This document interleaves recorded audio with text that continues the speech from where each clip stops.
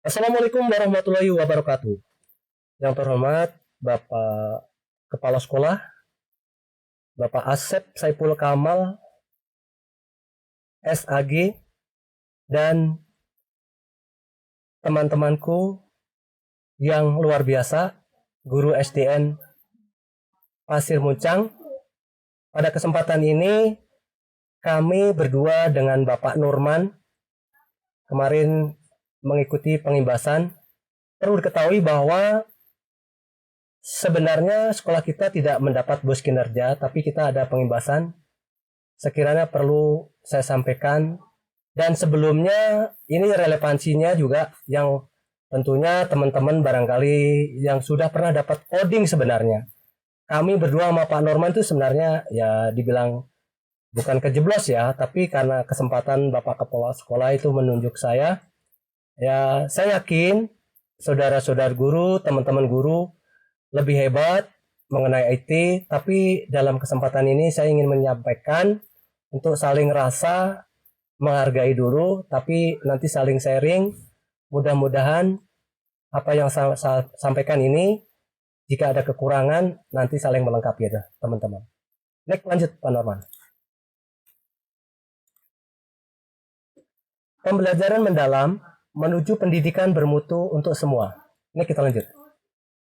Menurut Bapak Menteri Abdul Muti, ya di Kompas edisi 81 Januari 2025 mengatakan generasi Indonesia hebat seharusnya menjadi generasi yang tidak hanya mampu beradaptasi dengan perubahan, tetapi generasi yang menentukan perubahan itu sendiri.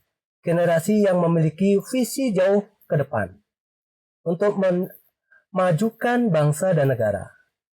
Tertanda Bapak Abdul Muti. Lalu apa saja yang menjadi unsur pendidikan yang bermutu untuk semua itu? Ya, bangsa yang cerdas dan maju, pendidikan bermutu untuk semua. Ada beberapa poin, setidaknya ada 8, tapi kalau lebih detail nanti teman-teman bisa baca secara mandiri. Yang pertama adalah sarana prasarana yang memadai. Syarat yang pertama. Yang kedua, pendidikan, tenaga kependidikan, kompetensi, dan sejahtera. Lingkungan sosial budaya yang mendukung.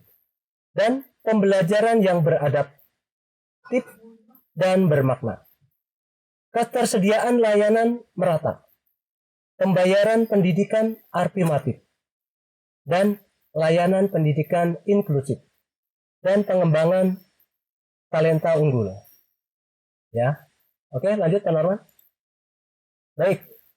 Fokus utama yang pertama, penguatan pendidikan karakter. Kedua, wajib belajar pemerataan kesempatan pendidikan. Yang ketiga, peningkatan kualifikasi dan kesejahteraan guru. Kemudian berikutnya, penguatan pendidikan unggul, literasi, numerasi, dan sains teknologi. Dan berikutnya, pemenuhan sarana dan prasarana pendidikan. Yang terakhir, pembangunan bahasa dan sastra. Nah, begitu ya, teman-teman. Ini ada fokus yang utama. Nah, kita lanjut, Pak Norman. Ini lalu ada apa? Pembelajaran mendalam. Ya, saudara-saudara dan teman-teman guru Pasir Muncang yang hebat, saya yakin sudah melangkah lebih jauh daripada ini, tapi tidak ada salahnya kalau saya uraikan. Baik, kita lanjut. Latar belakang.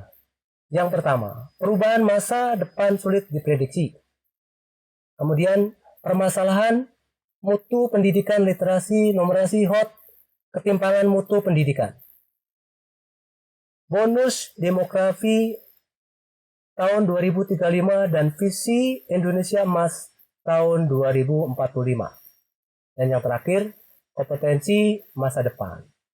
Nah, tentunya kalau tadi bacanya tidak urus, nggak apa-apa ya. Nanti bisa dikoreksi teman-teman. Dalam pembelajaran mendalam, sebagai solusi mewujudkan pendidikan bermutu untuk semua. Nah, tentunya kita berpikir kembali ke kita, sekolah kita hanya pengimbasan. Tentunya saat ini sekolah kita itu sudah 2 rombol, ada MBG, ya bagaimana menyikapi, setidaknya ya kita harus penerapan pembelajaran mendalam sesuai dengan kebutuhan dan layanan kita yang kita hadapi di depan mata kita. Next, lanjut Pak Norman. Pembelajaran mendalam dalam pendekatan yang memuliakan dengan menekankan pada menciptakan suasana belajar dan proses pembelajaran berkesadaran. Berkesadaran, bermakna, dan menggembirakan melalui olah pikir, olah hati, olah rasa, dan olahraga secara holistik dan terpadu.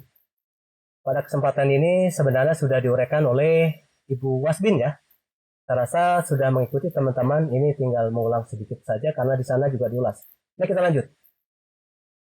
Pembelajaran mendalam memuliakan semua yang terlibat saling menghargai dan menghormati dengan mempertimbangkan potensi, martabat, dan nilai-nilai kemanusiaan. Baik, mungkin tidak akan saya baca secara totalitas, nanti makan waktu. Ini ada beberapa: olah pikir, literasi, olah rasa, etika, kreatif, olah hati, etika, olahraga, genetika, dan kinetik. Nah, itu nanti penjabarannya bisa dipelajari dengan secara mandiri oleh kawan-kawan. Poin yang besar aja, pembelajaran mendalam itu berkesadaran, bermakna, menggembirakan. Itu yang kuncinya ya. Olah pikir, olah hati, olah rasa, dan olahraga. Untuk mewujudkan profil lulusan 8 dimensi. Coba lanjut, Pak Norman. Next. Bagaimana ya kerangka kerja pembelajaran mendalam? Ya, kita lanjut. Seperti yang diuraikan oleh Bu Wasbin ya, 8 dimensi itu profil lulusan. Yang pertama adalah keimanan dan ketakwaan terhadap Tuhan Yang Maha Esa, dan kewarganegaraan, dan penalaran kritis, dan kreativitas. Tentunya ini ada seperti sasaran arah peluru atau istilahnya lingkaran yang berlapis ini. Di paling dalam adalah pembelajaran mendalam. Kemudian di sini ada yang pertama, keimanan dan ketakwaan, penalaran kritis, kewarganegaraan, kolaborasi, kreativitas, kesehatan, kemandirian, dan komunikasi. Kemudian bagian luar dan seterusnya ya. Nah, saya rasa nanti PPT bisa juga dimiliki atau banyaklah sekarang macamnya. Ini kita lanjut. Kemudian untuk yang kelima, kolaborasi, kemandirian, kesehatan, komunikasi. Tadi sama ya di sebelah kiri dan penjabarannya di sebelah kanan. Mungkin kalau saya baca persatu nanti timeline-nya luar biasa. Nah, kita lanjut aja. Prinsip pembelajaran mendalam. Ya. 1. Dimensi kelulusan. 2. Prinsip pembelajaran. 3. Pengalaman belajar. 4. Kerangka pembelajaran. Profil lulusan yang akan dicapai. Kemudian karakter ciri dasar pembelajaran mendalam. Ini yang perlu benar-benar nilai yang perlu kita tekankan saat ini ya. Kita dengan sarana IT ini, suka tidak suka, kita menghadapi masalah besar. Karakteristik ciri dasar ini kita tantangan.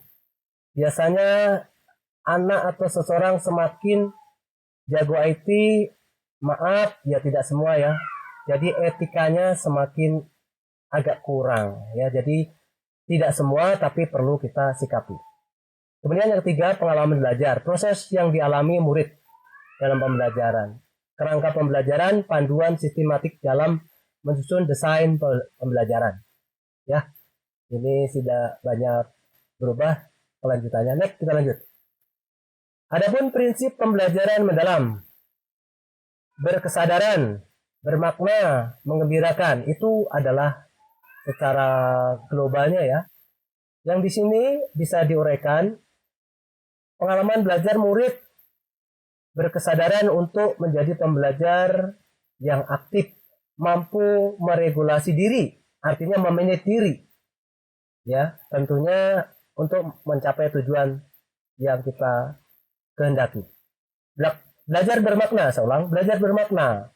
Ya, dalam kehidupan sehari-hari, murid mampu mengkonstruksi atau membangun pengetahuan untuk dirinya dan lama dan menerapkan pengetahuan dalam kehidupan dunia nyata. Sedangkan menggembirakan, pembelajaran ini menggembirakan suasana belajar. Ya positif, menyenangkan, yang menantang, dan termotivasi. Murid merasa dihargai, keterlibatan, kontribusi, proses pembelajaran, ya, dan lain sebagainya. Secara emosional kita layanin Bapak Ibu. Nah, kita lanjut. Penerapan prinsip pembelajaran mendalam. Ya, di skema sudah ada, tapi tidak ada salahnya kita ulas lagi ya. Berkesadaran, kenyamanan murid dalam suasana belajar, fokus, konsentrasi, perhatian, kesadaran terhadap proses berpikir, keterbukaan terhadap aspek baru, keinginan tahu, ya, termasuk pengetahuan dan pengalaman baru. Bermakna di sini kontekstual dan atau relevan dan kehidupan nyata, keterkaitan, pengalaman pembelajaran, bermanfaat pengalaman belajar untuk diterapkan konteks baru, keterkaitan bidang ilmu lain, artinya saling mengisi pembelajaran sepanjang hayat atau long education. Menggembirakan di sini lingkungan pembelajaran yang interaktif, aktivitas pembelajaran yang menarik. Ya tentunya kalau bicara menarik itu relatif ya teman-teman, maksudnya bagaimana kita mengolah masing-masing siswa itu punya karakter, jangan istilahnya yang suka kinestetik tapi sementara yang lain kan kita harus layani juga. Jadi artinya harus 50-50 ya, harus menelusurnya kali-kali kinestetik, kali-kali juga harus istilahnya praktek dan lain-lain ya. Next, lanjut Pak Norman. Pengalaman belajar. Ya, pengalaman belajar dilakukan secara bertahap untuk mencapai level pembelajaran mendalam. Ya. Pada tahap kewarganegaraan, pengetahuan esensial, pengetahuan aplikatif, pengetahuan nilai dan karakter. Kemudian pada aplikatif ini pendalaman pengetahuan. Kemudian pada merefleksi regulasi diri. Ya. Ini nanti skemanya ya, pembelajaran mendalam ini bisa diulang. Saya rasa kalau saya explain semua satu persatu, saya rasa teman-teman lebih tahu nanti waktunya. Next, kita lanjut Pak Norman. Pengalaman belajar memahami ya, setidaknya ya, pengalaman belajar memahami jenis pengetahuan, karakter, contoh, pengetahuan esensial, pengetahuan aplikatif, pengetahuan nilai dan karakter yang berhubungan dengan pengetahuan sebelumnya. Ya. Memberi stimulus proses berpikir pada murid atau siswa secara nyata konteksnya. Memberi kebebasan eksploratif dan kerjasama atau kolaboratif. Menanamkan nilai-nilai moral, etika, dan nilai positif. Positif, saya ulang. Dan mengkaitkan pembelajaran dengan pembentukan karakter murid itu sendiri. Dan mengeksplor pengalaman murid terhadap permasalahan sosial, masyarakat, menyampaikan topik, permasalahan pada pembelajaran IPS. Ya, tentunya IPS di sini teman-teman guru berbeda ya, IPS anak SD dengan kuliahan tentunya beda ya. Baik, memberi data kemiskinan di Indonesia serta minta murid-murid memahami, memberikan tanggapan secara sederhana ya. Next kita lanjut. Pengetahuan esensial, pengetahuan dasar ya. Langsung pada dasar contoh ya. Bahasa kosakata, bahasa dasar, wacana, tempat keterampilan dan seterusnya ya.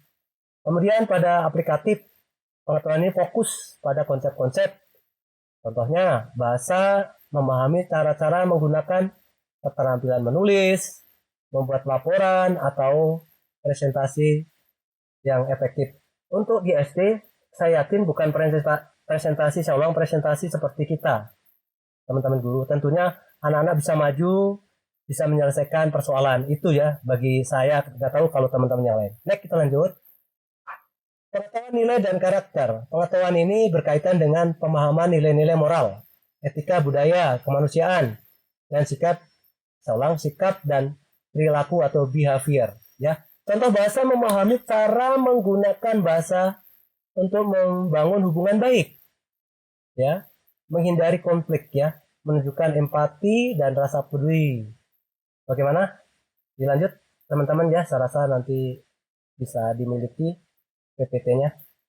Next, pengalaman belajar mengaplikatif, ya, memperluas atau mengembangkan pemahaman, menghubungkan pengalaman lain atau ilmu-ilmu yang berbeda. Karakteristik, menghubungkan konsep baru dengan pengetahuan sebelumnya, menentukan pengetahuan dalam situasi nyata atau di bidang lain, mengembangkan pemahaman dengan explore yang lebih lanjut. Berpikir kritis, mencari solusi inovatif dan berdasarkan pengetahuan yang ada. Ya, jadi berpikir kritis itu kalau menurut saya sih pengalaman anak bertanya, berani nanya ya sesuai dengan usia bahasa dia, itu sudah termasuk kritis. Artinya bukan diam apa kata guru gitu ya. Nah kita lanjut. Pada contoh topik persamaan linear atau dasar ya. Murid-murid memahami bentuk umum persamaan linear, menyelesaikannya, pendalaman pengetahuan murid-murid bisa menyelesaikan dalam problem solving ya, seperti keuangan, seperti menghitung keuntungan bisnis, menentukan titik impas dan penjualan produk. Titik impas ini artinya break even atau pulang modal. Tapi saya rasa tidak sejauh itu ya teman-teman. Kalau break even itu ya biasanya dipelajari perkuliahan ya. Pulang modal paling tidak kita kalau nyuruh anak ya bisa sederhana lah, disederhanakan, artinya jangan serumit sesuai jenjangnya. Next kita lanjut. Pengalaman belajar merefleksi. Jadi setiap pembelajaran diharapkan selalu ada refleksi, tidak harus tertulis. Individu mampu mengendalikan pikiran, emosi, perilaku untuk mencapai tujuan tertentu. Ya, ini regulasi diri. Dalam pendidikan, regulasi sangat penting bagi murid mengelola akses belajar mereka secara mandiri dan efektif.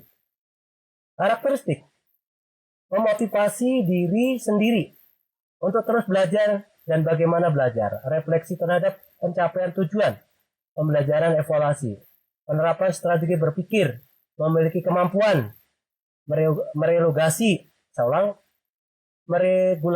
diri dalam pembelajaran. Ini kita lanjut. Contohnya motivasi belajar itu sesuai dengan yang diperoleh sendiri. Mencapai tujuan pembelajaran, murid-murid mengendalikan emosi yang dari negatif, ya, kecemasan, stres, mengelola stres ya, dan sebagainya. Nah kita lanjut Pak Norman. Ini kalau dulu ada banyak taksonomi, tapi ini ya sudah tahu teman-teman lah. Kemarin juga disinggung oleh Bu Waswin. The Solo taksonomi. Nah, di situ ya. Di sini ada pres struktural. Ya, di sini ada bahasa Inggris. Ya, silakan yang jago bahasa Inggris. Ini ada fail, inkompetensi, miss point, ya, dan sampai terakhir nanti ini adalah ada bisa dipelajari sampai di akhir ya, generasi to new domain ya. Seperti ini kalau urutannya: prestruktural, uninstruktural, multistruktural, dan relasional ya, dan extended abstrak. Nah, ini yang paling tinggi adalah abstrak ya. Kalau SD saya rasa kalau sampai abstrak itu dimulai ya bisa kelas 4 sampai kelas 6 ya, teman-teman. Ya, bisa aja sih kalau pemahamannya lebih jago ya. Ini pemaparannya bisa dilihat di atasnya grafik bar ini ya. Nah, kita lanjutkan teman. Pembelajaran mendalam taksonomi pembelajaran ranah kognitif ya. Ini kan ada ranahnya taksonomi di awal 2000 ya, tahun 1982. Ini di era pembelajaran mendalam dan deskripsi. Ini yang dulu sudah tahu lah ya. Kalau level-levelnya teman-teman sudah hafal. Kita bicara tentang ranah yang saat ini ya. Ini pada 3 poin, yaitu merefleksi, mengaplikasi, dan memahami setidak-tidaknya ini. Ya.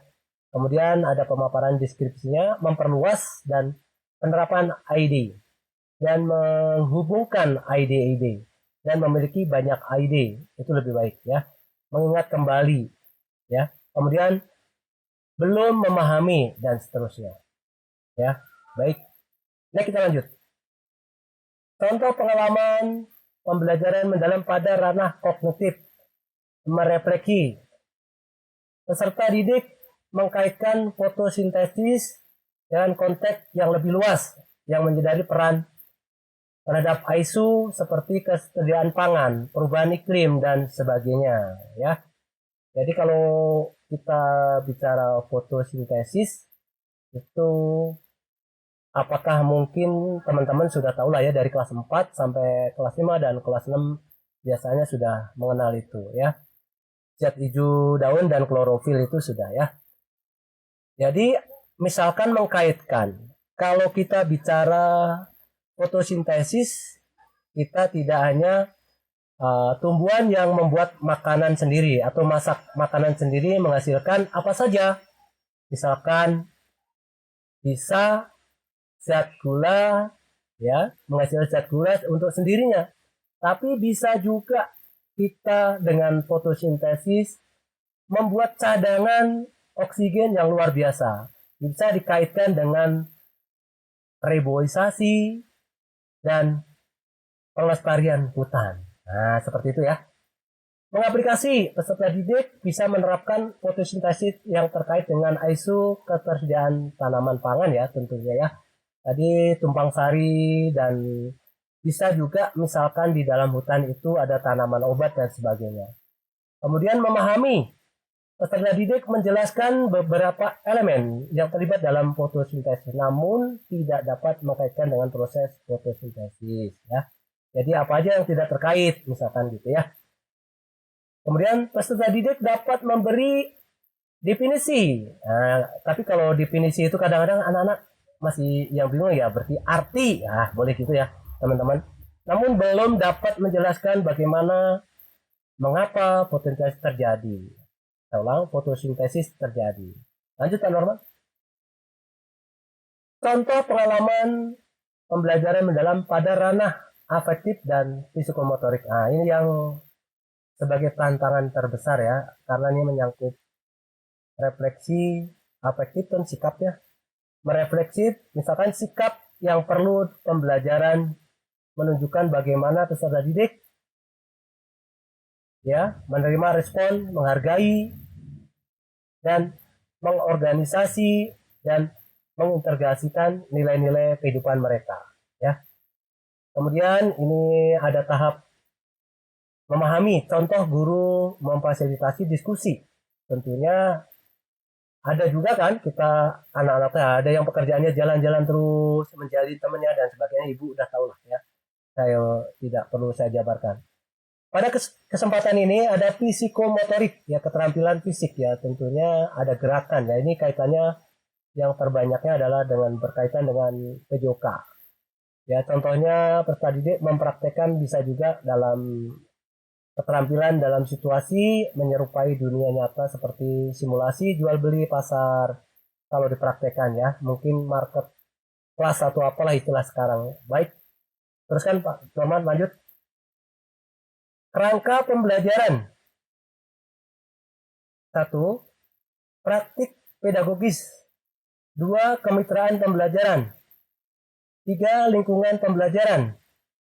Empat, pemanfaatan digital. Nah, ya untuk yang nomor empat ini saya langsung ulas. Termasuk saat ini kita sudah memanfaatkan seperti smart TV atau ada yang istilah lain TV besar, boleh lah ya. Ya di situ macam-macam, bisa menggunakan Google, bisa nanti PPT, ya terserah teman-teman ya. Ini ada praktek pedagogis, itu strategi mengajar dipilih guru untuk mencapai tujuan. Ya, mencapai apa tuh? Lulusan tadi, dimensi 8 lulusan. Untuk ya walaupun tidak semua ya. Minimal kata Wasbin kemarin 3 ya, seperti itu ya. Kemudian kemitraan. Kemitraan belajar membentuk hubungan dinamis guru, peserta didik, orang tua, komite, dan mitra yang terkait. Pendekatan memindahkan kontrol pembelajaran dari guru saja menjadi kolaborasi bersama. Bagaimana teman-teman, masih belum ngantuk ya? Oke, baik. Lingkungan pembelajaran ya, ini perlu terintegrasi dan perlu kerjasama teman-teman ya. Lapangan sekolah kita ya tahu sendiri ya, kalau pagi bersih siang sedikit. Saya rasa ya ini saya kaitkan dengan lingkungan kita sendiri ya. Kita jangan bosan-bosan lah ya, jangan satu kenceng lainnya kendor, semuanya harus kencang. Ruang fisik dan virtual dirancang fleksibel, tempat mendorong kolaborasi, refleksi, explore berbagai ide sehingga dapat terakomodasi berbagai gaya belajar peserta didik secara optimal ya. Tadi kita memanfaatkan ini ya, mau refleksi explore ya, seperti gaya belajar anak tadi harus diakomodasi, artinya ya sekali-kali mengikuti yang senangnya cerita. Bagaimana ibu-ibu? Pak Noman, kita lanjut next. Kerangka pembelajaran praktek pedagogis adalah strategi mengajar pilih guru untuk mencapai tujuan pembelajaran. Profil lulusan. Untuk mewujudkan pembelajaran mendalam berfokus pada pengalaman belajar peserta didik yang otentik. Nah, jadi ini otentik ya, bicara otentik ya, kita koreksi internal masing-masing ya. Praktek nyata mendorong keterampilan berpikir tingkat tinggi dan kolaboratif. Baik, pembelajaran mendalam dapat dilaksanakan menggunakan berbagai praktek pedagogis dengan menerapkan 3 setidaknya prinsip, yaitu berkesadaran, bermakna, menggembirakan. Contohnya, pembelajaran berbasis inquiry, biasanya itu IPA ya, berbasis proyek, berbasis ya STEAM atau sains, teknologi, engineering, matematika. Pembelajaran berdiferensiasi ya sebagainya ya. Diskusi dan advance organizer ya, kerja kelompok dan sebagainya. Bagaimana? Kita lanjut, Pak Noman. Kerangka pembelajaran lingkungan pembelajaran menekankan pada integrasi ruang fisik, ruang virtual, budaya untuk mendukung PM atau pembelajaran mendalam. Ruang fisik virtual dirancang untuk fleksibel, tempat mendorong kolaborasi. Nah, ini saya cerita kembali lagi ke Smart TV tadi, teman-teman ya. Karena itu tempat kita untuk praktek di situ ya. Yang mengakomodasi berbagai gaya peserta didik, karena di situ ada bisa macam-macam kita lewat munculkan di Smart TV ya. Baik, budaya belajar PM melibatkan pembentukan norma positif berpusat pada nilai-nilai utama seperti keimanan, takwa terhadap Tuhan Yang Maha Esa, kekuatan sikap kenegaraan, keterampilan komunikasi, penalaran kritis, kreatif, pengembangan sikap kolaboratif, dan kesehatan jiwa dan kemandirian. Bagaimana? Next, kita lanjut. Kerangka pembelajaran lingkungan pembelajaran. Lingkungan pembelajaran terintegrasi. Ruang fisik, ruang virtual, dan mendukung PM. Lingkungan pembelajaran yang mendukung. 1. Budaya belajar. Optimalisasi ruangan fisik. Ya, memanfaatkan ruang virtual. Nah, seperti interaktif transfer ilmu ya, penilaian ya. Ini bisa daring hybrid ya, seperti itu ya. Tentunya untuk maksimal silakan teman-teman dipelajari secara mandiri nanti. Next, kita lanjut. Kerangka pembelajaran pemanfaat digital. Lagi-lagi ini ya. Ini tidak terlalu banyak saya expose karena ini sudah disediakan yang pipi besar. Perencanaan pembelajaran, merancang mengelola kelas digital. Kemudian berikutnya pembelajaran ya. Pembelajaran sinkronus kolaboratif, seorang kolaborasi daring. Nah, bisa juga mungkin kalian saya ulang maaf, saudara-saudaraku, teman-temanku yang hebat, itu bisa macam-macam lah lewat WA atau apa sajalah. Yang penting kita sudah menggunakan ya, untuk yang jago animasi ya, seperti gamifikasi dan kuis dan lain sebagainya ya. Nah, sekarang asmen pembelajaran pembuatan tes otomatis, bisa juga ini dengan bentuk kuis ya. Evaluasi dan originalitas, artinya asli yang buatan kita, artinya jangan sampai yang diajarkan apa tapi yang dikeluarkan apa, tapi sebagai tambahan ilmu boleh kita ambil yang lain. Interaktif pemanfaatan ya, termasuk kecerdasan artifisial, tentunya jangan memaksa ya untuk yang kecerdasan artifisial. Next, kita lanjut teman-teman. Kemudian kerangka pembelajaran kemitraan pembelajaran ya. Contoh kemitraan lingkungan sekolah itu kan ada kepala sekolah, ada pengawas, ada guru dan peserta didik dan lingkungan lainnya. Lingkungan luar sekolah seperti ya KKG, mitra profesional, ya dunia usaha, ya seperti ya kita mau menjalin selama ini puskesmas, ya industri misalkan kita Aqua dan sebagainya ya, dan lembaga media lain. Tentunya kalau masyarakat kita kaitannya luas ya, bersama komite, tokoh masyarakat, ya kita kebetulan dekat balai desa dan tokoh keagamaan. Nah, kita lanjut, teman-teman.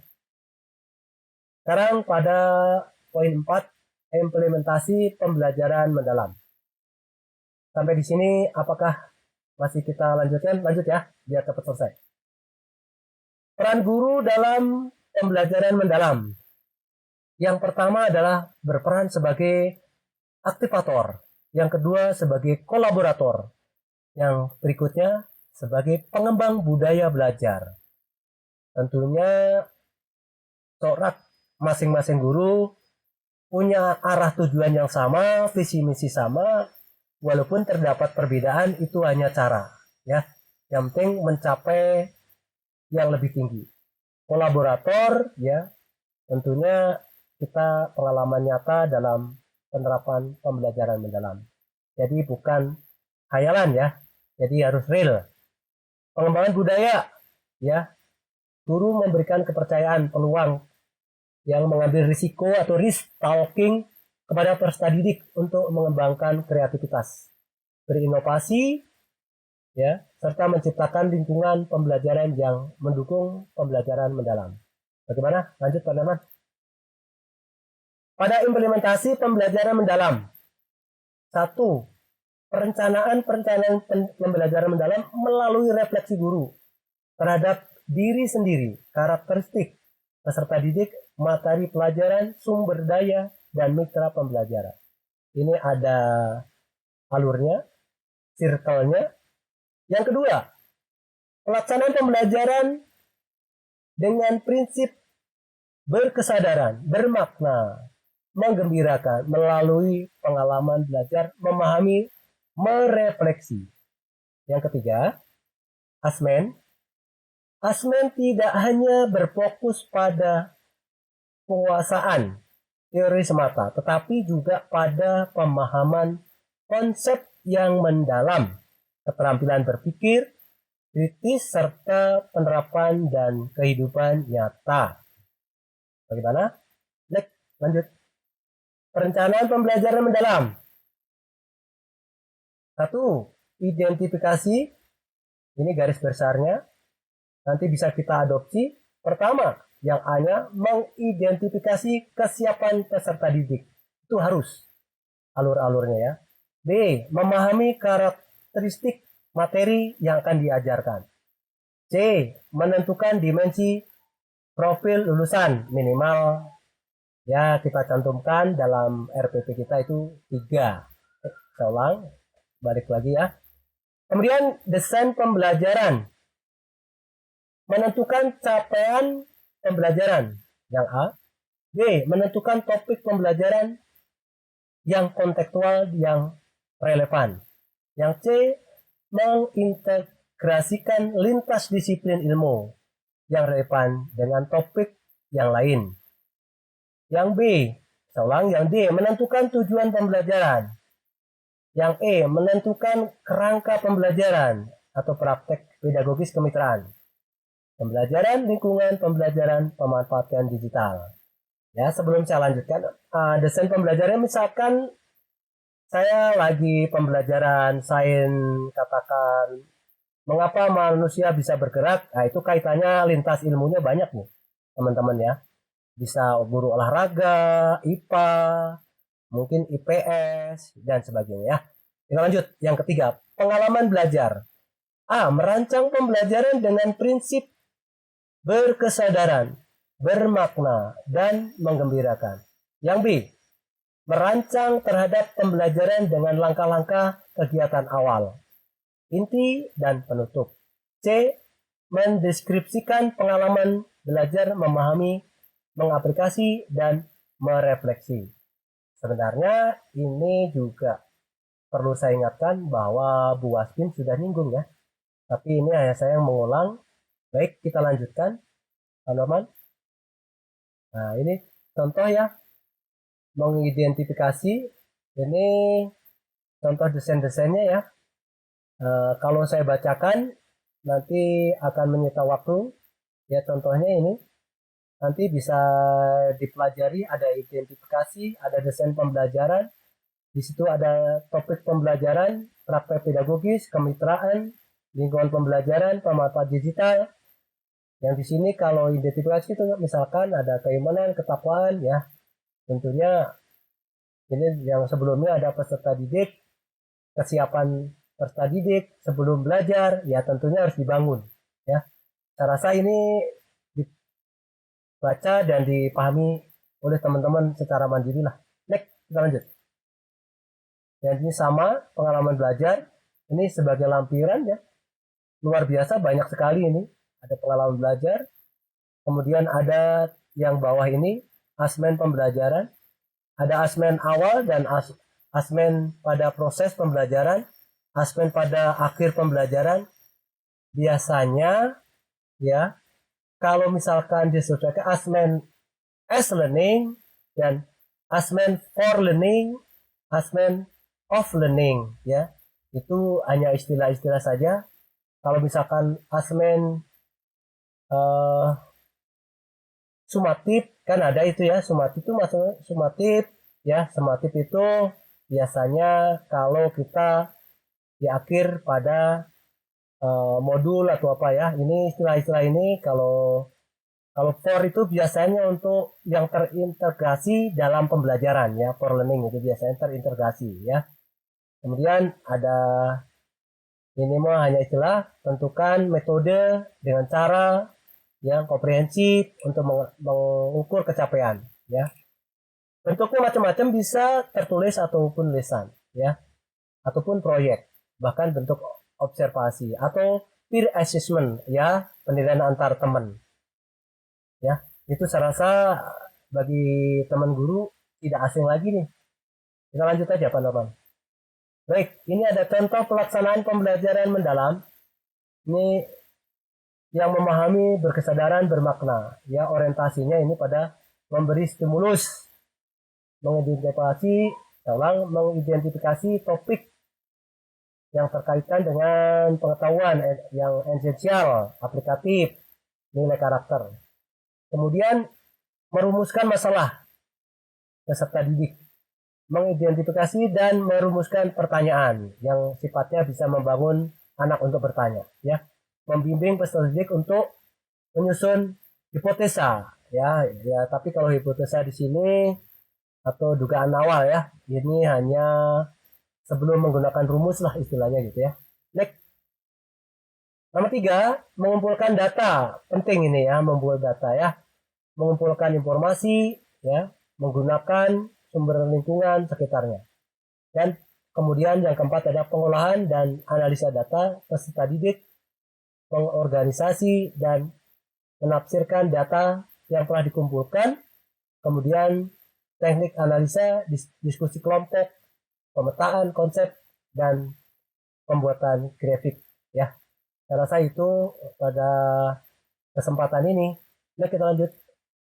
Kemudian ada contoh pembelajaran mendalam mengenai mengaplikasi, ya, menarik kesimpulan, berkomunikasi, merefleksi, aplikasi, dan tindak lanjut, ya. Ya, tindak lanjut itu ya istilahnya merencanakan untuk berikutnya, pertemuan berikutnya, ya. Saya rasa itu, ya.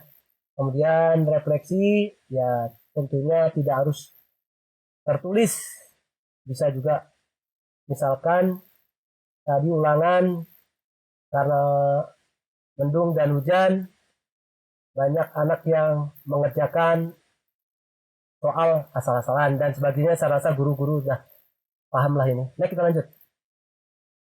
Kemudian ada sedikit, saya ulang, ya, beberapa sebelumnya saya rasa di kelas kita atau teman kita sudah mengikuti pelatihan ini, tapi saya bermaksud bukan sama Pak Usman, saya ulang, Pak Norman.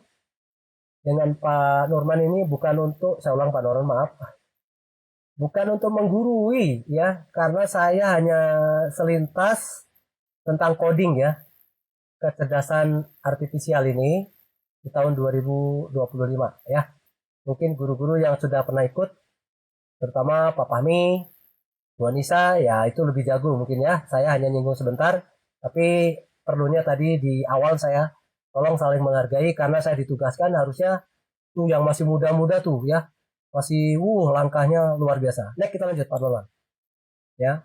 Saya ulang, penyusunan naskah akademik, ya. Misalkan ini ada arsip kurikulum merdeka, ya, Kemendikbud Go ID, ya, tentang informasi ini, ya, pembelajaran coding ini tentang kalau ingin dipelajari lebih ini ada rekomendasi kebijakan coding ini atau KA ini ini ada beberapa yang harus opsi kita bisa dimasukkan dalam pembelajaran pilihan, tapi, ya, ini sebelum ke lebih jauh, mulok kita aja sudah mepet. 2 rombu itu udah mepet, ya, kalau dimasukkan pembelajaran pilihan, ya, itu tergantung Bapak Kepala Sekolah, ya. Kemudian ini ada dipelajari mulai jenjang SD, terutama kelas 5, kelas 6, bahkan mungkin kelas 4, ya, maaf, ya. 7, 8, 9, serta SMA dan SMK, ya. Kelas 10 dan kelas 11, 12. Alokasi waktu bisa 2 JP. Untuk SD di kelas 5 sampai, ini kelas 10, ya, sampai 5 jam lah JP, ya. Untuk SMA kelas 11 sampai 12 maksimal 4 JP. SMK 11 sampai 12, ya. Kemudian memberikan fleksibilitas satu pendidikan, ya. Coding ini bisa bentuknya berupa ekstrakurikuler. Nah, ya. Sedangkan ekstrakurikuler saja kita maaf bisa belum berjalan maksimal ya saya rasa. Ya kembali lagi ini untuk poin ini Bapak Kepala Sekolah yang bisa memutuskan. Mengingat ya, saya ulang mengintegrasikan dengan dalam mata pelajaran yang terkait, yang relevan tentunya berarti diekspos, jadi diintegrasi, disatukan dalam pembahasan, ya disinggung lah sedikit gitu ya tentang pembelajaran coding ini. Diharapkan seperti itu. Ini rekomendasi yang saya peroleh dalam pertemuan bersama Pak Norman. Bagaimana Pak Norman? Ada tambahan? Nah, kita lanjut dulu. Nah, lagi-lagi ya, penerapan pembelajaran coding dan KA di negara lain. Nah, bisa nanti dilihat sendiri ya. Tiongkok terutama menjadi mata pelajaran tersendiri ya, jenjang SD sampai SMA. Untuk Singapura terintegrasi yang mapel TIK, kemudian SD sampai SMA. Di India coding diintegrasikan mapel ilmu komputer. Nah, dari SD sampai jenjang ya AI. Kemudian untuk Korea Selatan ya SD diintegrasikan pembelajaran melalui kegiatan bermain. Nah, sampai SMA ya. Masuknya mapel pilihan. Dan kemudian ya strateginya itu codingnya prinsipnya KA dan KA itu pada mapel matematik yang di bawah ini ya. Kita lanjut.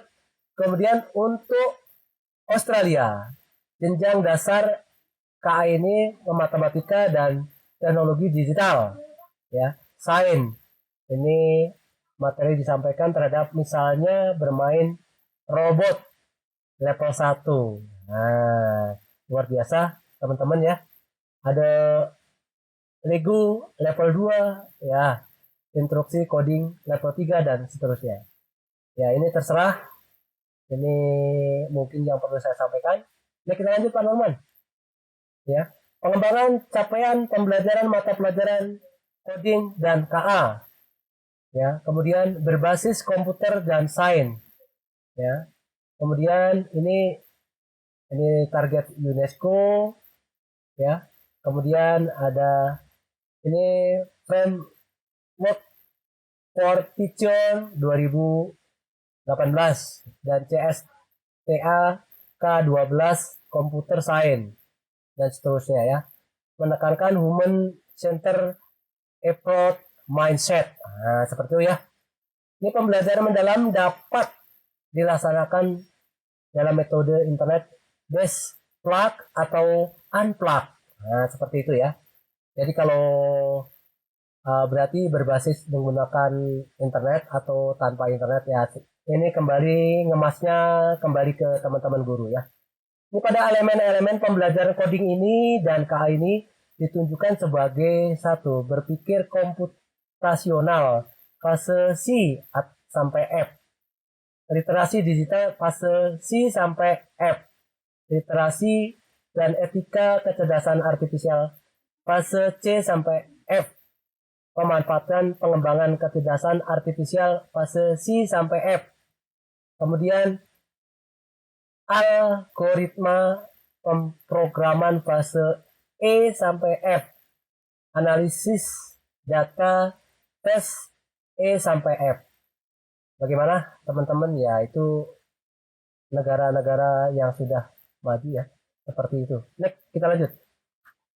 Nah, saya rasa untuk profil lulusan diharapkan penguasaan kompetensi ya. Ini ada dimensi, ada coding, ada kecerdasan artifisial, SD, SMP, SMA ya. Nanti karena kecil-kecil ini silakan dipelajari secara mandiri. Contoh coding ya, SD menghasilkan solusi untuk masalah sehari-hari. Nah, itu contoh sederhana ya. Alat-alat bantu seperti balok, susunan, keping gambar ya, langkah sistematik, minimal urut-urutan ya. Contohnya ya, untuk masak nasi itu pertama gasnya sudah dipasang apa belum, ada gasnya apa tidak. bersihkan beras dan sebagainya. Itu tuh sistematik, saya ulang, sistematik seperti itu ya. Ini untuk SD saya sedikit singgung ya. Kosakata misalkan terbatas misalnya ya, simbol-simbol ya terbatas juga ya. Menjalankan instruksi bersyarat dan sederhana untuk SD ya. Blok, logika, pencabangan dan pengulangan. Memahami ya distopia secara teknologi ya. Kemudian artifisialnya misalnya memahami dampak kecerdasan artifisial dalam kehidupan sehari-hari, menggunakan kecerdasan artifisial dengan memegang etika keadaban. Nah, saya ulang ya, harus memegang etika keadaban. Satu, kecerdasan artifisial tidak 100% benar. Apabila kita membuat prompt atau perintah salah, maka jangan disalahkan. Itu artifisial, itu EE-nya yang salah. Tetap EE itu adalah kita kendalinya. Dua, perlindungan data pribadi. Tiga, kecerdasan artifisial digunakan untuk kebaikan. Membedakan antara teknologi kecerdasan artifisial dan non-kecerdasan artifisial. Memahami konsep dasar input, proses, saya ulang, input, proses, output. Masukan, proses, keluaran. Nah, jadi begitu teman-teman ya. Jadi ini pentingnya, ini di nomor 1 ya, kecerdasan, saya ulang nih, tidak 100 benar, 100% itu apa yang dikatakan. Coba saudara-saudaraku, teman-teman guru, apabila teman guru menggunakan contoh kalkulator yang besar itu ya. Jadi kalau yang sudah modern itu biasanya kalau matematika isyaratnya kan kali dulu, bagi dulu seperti itu ya. Tapi ketika menggunakan kalkulator yang masih jadul, yang besar itu biasanya suka ngaco ya antara tambah, bagi gitu. Hati-hati. Contoh, jadi jangan dianggap apa yang menggunakan teknologi selalu benar. Jadi tetap kontrolnya berada pada kendali manusia. Seterusnya SMP, SMA bisa dipelajari mandiri, kawan-kawan. Nah, kita lanjut Pak Norman. Dari permainan menjadi pencipta, mengapa anak-anak harus belajar coding? Nah, itu ya. Bagaimana coding itu? Yang pertama, melatih pola pikir kritis, problem solving, seorang inovator, ya. Membantu anak mengekspresikan kreativitas, ya, seolah aktivitas mereka melalui proyek digital, ya. Meningkatkan ketekunan dalam kepercayaan diri sendiri dalam menghadapi tantangan atau challenge. Untuk mempersiapkan anak menghadapi dunia semakin digital. Kita akan melihat bagaimana anak-anak di berbagai belahan dunia sana telah memanfaatkan coding untuk menciptakan sesuatu yang luar biasa, dan bagaimana murid kita juga bisa melakukan hal yang sama.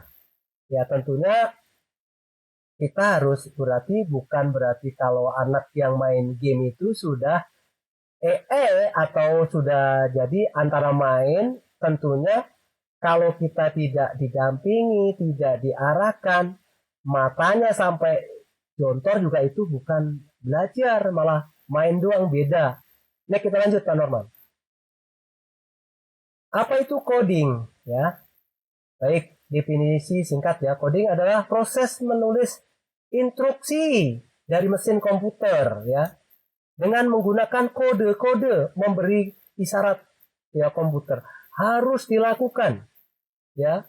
Coding itu memungkinkan kita untuk berbuat perangkat lunak, aplikasi, situs, web, dan banyak lagi. Bahasan, tolong bahas program populer untuk anak. Misalkan ya, ada banyak bahasa program yang cocok untuk anak-anak seperti Scratch, Loki, ya, dan Python. Ada Scratch, adalah bahasa visual yang menggunakan blok-blok kode mudah dipahami ya untuk anak. Python meskipun lebih kompleks sangat populer ya di dunia ya, dalam digunakan secara luas di dunia industri. Nah, seperti itu ya. Ini contoh yang di bawah, ada kode-kode. Bagaimana Pak Norman? Atau yang lain masih bisa setia mendengar ya? Nah, kita lanjut. Ya. Urgensi integrasi coding dalam pendidikan. Satu, tuntutan era digital. Ya. Kemudian daya saing global dan kebutuhan fundamental. Ya, urgensi itu, coding itu dalam pendidikan semakin meningkatkan seiring dengan perkembangan industri 4.0 dan 5.0. Aduh, luar biasa nih. Jangankan sampai 5.0 ya, 4.0 aja kita masih kelabakan ya. Yang menuntut sumber daya unggul, pemahaman dan keterampilan digital yang kuat. Daya saing, ya tentunya tanpa literasi digital ya kita ya teori dulu baru kita praktek ya. Biasanya seperti itu. Generasi muda akan menghadapi kesulitan tentunya bersaing ya seperti teknologi berbasisnya. Fundamental integrasi coding KA kurikulum sekolah bukan sekadar inovasi melainkan kebutuhan fundamental dalam membangun daya manusia yang unggul dan adaptif terhadap perubahan zaman. Bagaimana Pak Norman dan teman-teman? Saya rasa kita bisa lanjut ya. Next, lanjut. Manfaatkan pembelajaran coding bisa melalui literasi digital, keterampilan berpikir, pemberdayaan. Ya. Pembelajar coding itu meningkatkan literasi karena penasaran gambarnya, ya. Membangun keterampilan, ya, kritis, kreatif karena kolaboratif dan pemecahan masalah-masalah di situ, ya. Dalam anciency, dalam dunia yang terus berubah. Kemudian pemberdayaan, ya, memberikan kesempatan semua peserta didik untuk memahami proses teknologi dan inovator. Ya, contohnya bisa disaksikan pada layar di samping. Ya, kita lanjut Pak Norman. Arah kebijakan pembelajaran coding. 1. Landasan hukum. 2. Kompetensi bertingkat. 3. Fleksibilitas penerapan. Ya. Pada aspek kurikulum, coding itu dikembangkan berdasarkan nomor 20 tahun 2003 yang menekankan penyesuaian kebutuhan peserta didik di zaman dan tujuan pendidikan. Kemudian kompetensi, ya. Ini mulai dari tingkat SD hingga SMA fokus pada berpikir komputasional, ya, literasi digital, algoritma, pemrograman, analisis data dan etika, ya, KA. Kemudian yang fleksibilitas penerapan pembelajaran coding dapat diterapkan melalui intrakurikuler, kokurikuler atau ekstrakurikuler dan mempertimbangkan aspek-aspek teknis, ekonomis dan politis. Sekali lagi, tentunya ini yang maha penting, aspek teknis, ekonomis dan politis. Nah, itu ya. Mungkin teman-teman perlu garis bawahi. Nah, kita lanjut. Coding melatih pola pikir kritis dan problem solving atau pemecahan seorang inovator. Di era digital, ya, serba cepat ini, kemampuan coding itu menjadi semakin penting. Coding bukan hanya sekedar keterampilan, tetapi juga sarana untuk melatih pola pikir kritis dan kemampuan problem solving. Bagaimana? Ya, itu tampak seru juga ya kelihatannya. Usia belia sudah di hadapan, ya, laptop. Nah, kita lanjut. Coding dan pola pikir kritis seperti apa? Analisis mendalam, kemudian evaluasi, solusi, dan dekomposisi. Coding mendorong untuk menganalisis masalah secara mendalam, mencari akar penyebab, dan memahami kompleksitas. Dan dekomposisi, memecahkan masalah-masalah besar, ya, menjadi bagian-bagian yang lebih kecil, yang lebih mudah untuk dikelola dan dimanage. diselesaikan secara bertahap. Kemudian evaluasi solusi. Coding ini mengharuskan untuk mengevaluasi berbagai solusi yang memungkinkan dan mempertimbangkan kelebihan dan kekurangan masing-masing. Next, lanjut teman-teman. Coding melatih problem solving. Satu, mengidentifikasi masalah. Ya, debugging, perencanaan, implementasi. Nah, ya, identifikasi masalah adalah mengidentifikasi masalah dengan jelas dan mendefinisikan secara spesifik. Menguji kode-kode kesalahan dan berjalan dengan baik. Kemudian merencanakan langkah-langkah untuk diselesaikan secara berurutan atau runtut atau sistematis. Implementasi, mengimplementasikan dengan ya solusi melalui kode-kode program tentunya. Namanya juga coding dengan kode. Bagaimana Bapak Ibu Guru? Nah, kita lanjut. Mempersiapkan anak menghadapi dunia semakin digital. Ya. Kita akan melihat bagaimana anak-anak Indonesia ya berbagai belahan dunia itu telah memanfaatkan coding untuk menciptakan sesuatu yang luar biasa. Dan bagaimana murid-murid kita bisa melakukan hal yang sama? Tidak, ya. Nah, kita lanjut. Kemudian pembelajaran coding KA telah diterapkan, ya. Literasi digital di abad ke-21. Ya. Kemudian di Indonesia pengembangan coding-coding KA berada pada tahap awal, baru mulai diintegrasikan oleh beberapa satuan pendidikan tentu belum semua pihak ya, melalui akses teknologi, dukungan sumber daya dan yang memadai. Dengan perkembangan zaman ini makin mengarah digitalisasi di berbagai sektor.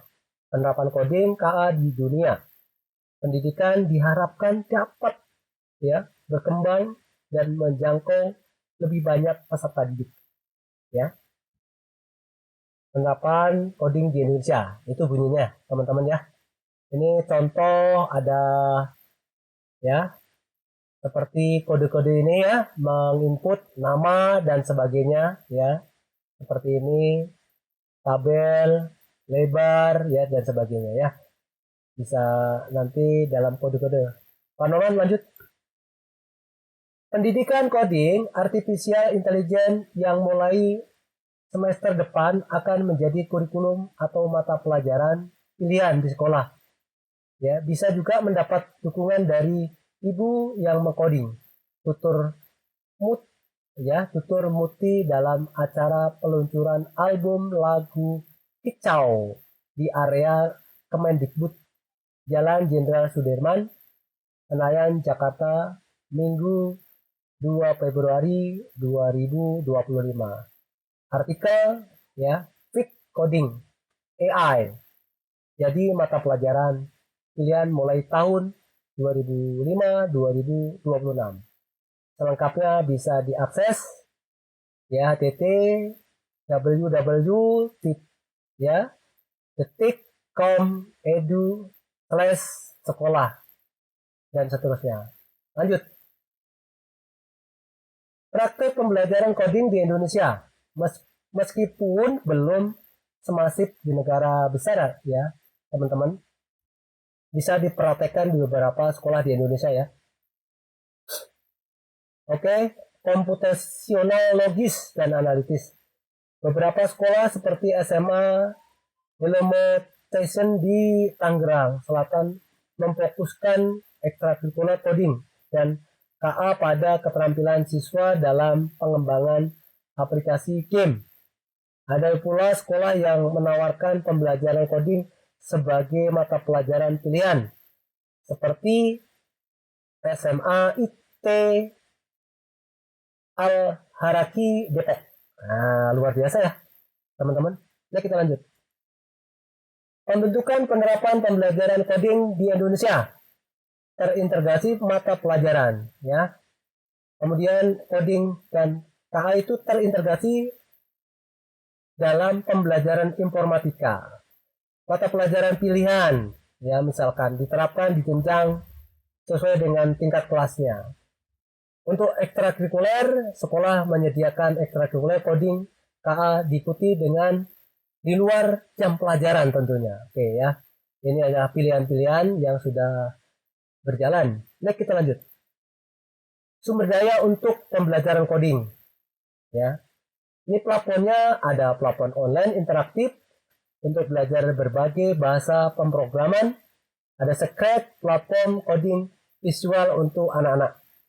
Kode ORG, platform yang menyediakan berbagai sumber daya dan tutorial coding gratis. Nah, bagaimana teman-teman guru? Ya, selamat mencoba nanti. Kita lanjut. Adapun jenis-jenis AI sesuai dengan kebutuhan AI yang sudah mulai digunakan untuk kebutuhan sehari-hari, ternyata banyak jenis. Berikut ini ada beberapa macam-macam teman-teman ya. AI yang mungkin belum kita ketahui atau yang kita gunakan ya. Terus lanjut Pak Norman. Saya rasa sampai di sini mudah-mudahan bisa bermanfaat. Terima kasih.